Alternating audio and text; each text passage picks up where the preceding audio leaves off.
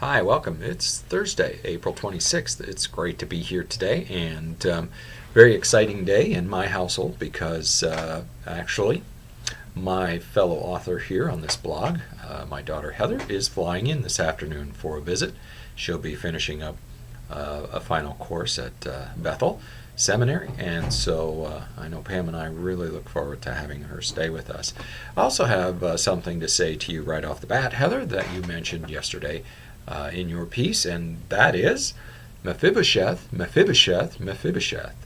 It is possible to say that, but be that as it may, we come to today's reading, and in today's reading, we basically come probably upon the second biggest story within the context of David in the Bible that everyone learns. First, of course, being David and Goliath, but now this account of David and Bathsheba.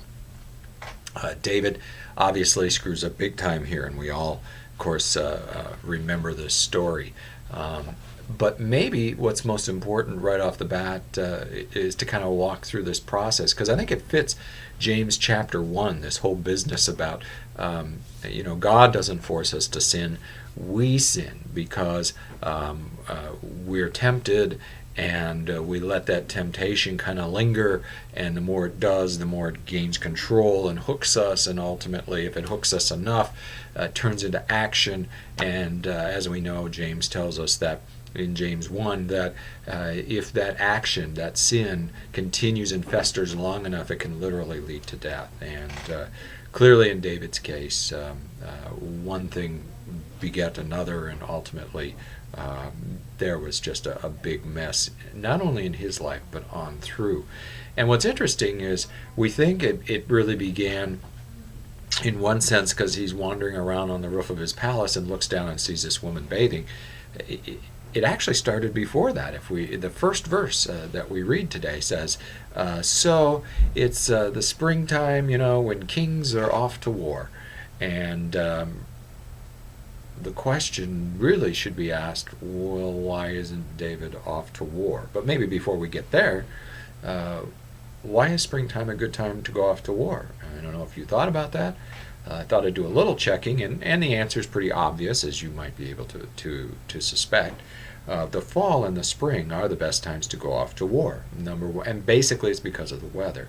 The winter's too cold, crops aren't growing, the summer's too hot.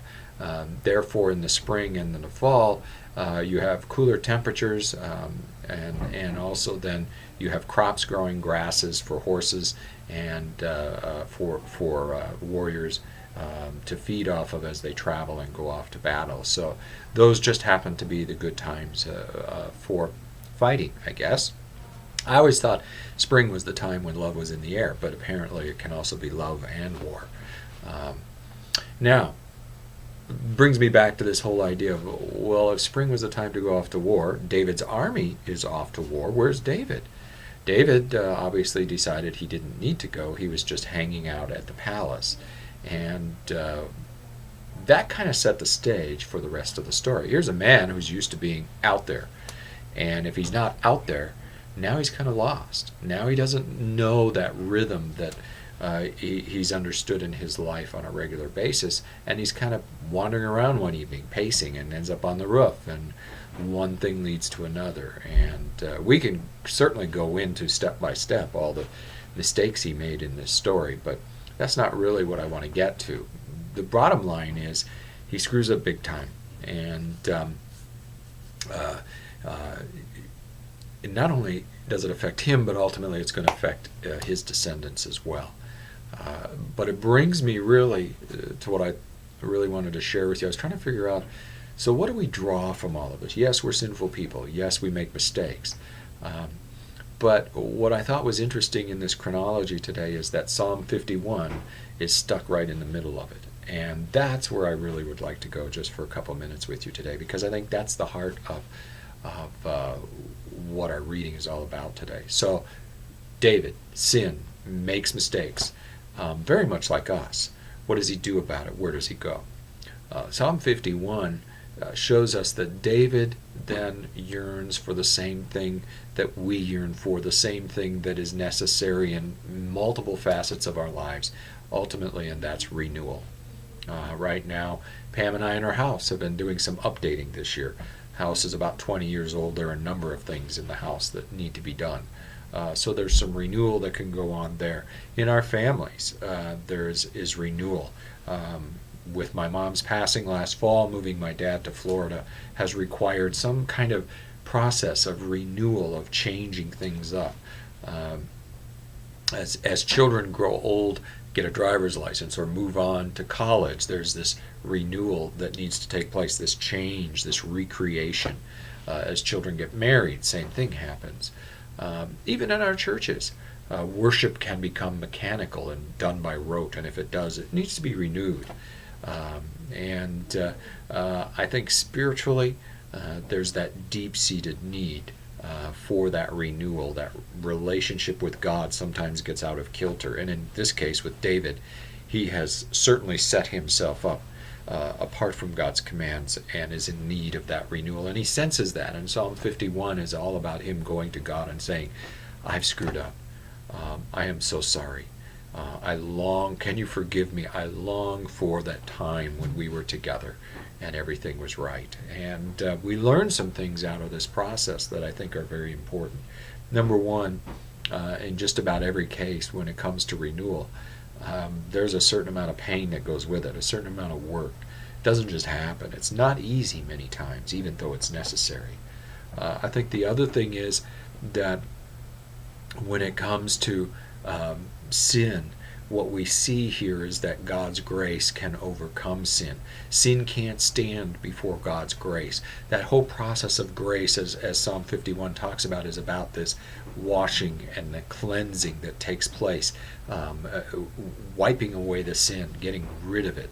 And in David's case, as he confesses his sin, as he admits basically what the real definition of sin is all about, that he missed the mark. And of course we could say he missed it badly, but the reality is he confesses it. He lays himself open and says, I have nothing to hide. This is what I've done. This is who I am.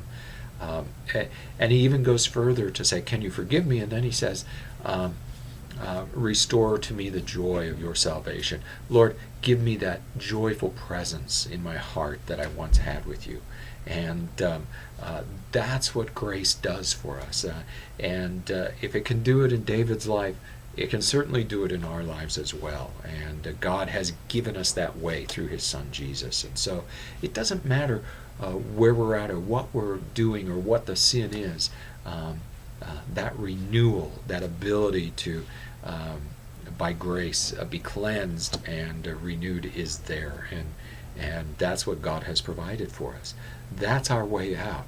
Being perfect is not our way out. We will all make mistakes. We will all fall short of the glory of God, as the Bible says. We are sinful by nature. It is inherently built into us. We will miss the mark. And so certainly do we want to try to avoid that as much as possible? Absolutely.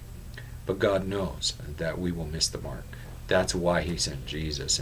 And so for us, then, it is grace then that we cling to. It's that relationship with God and his promises that brings about that renewal. Now, as I close this out, though, just like in David's life, in our lives, many times, as I said, this renewal brings about pain and adjustment. In David's life, even though his relationship with his God is restored, that does not mean there are not consequences. And I think in our lives, there are always consequences for actions. And we should not be naive to think that we go to God and because we have done something wrong, that God will just take it away and none of the problems that go along with it will exist anymore. But what God does say is I love you and I forgive you and I'm still with you. So maybe as we look at our lives, what are some of those areas that maybe we need a little bit of renewal, a little bit of shaking up? Certainly it could be something in our home life, in our finances, in our families. It could also be in our spirits. And if that's the case, Psalm 51 would be a great place to start. That's maybe the best thing King David has given to us is a heart that seeks after God, even if the behaviors don't. And so with that today, may renewal be a part of your life as you go to the Lord each and every day. Have a great one.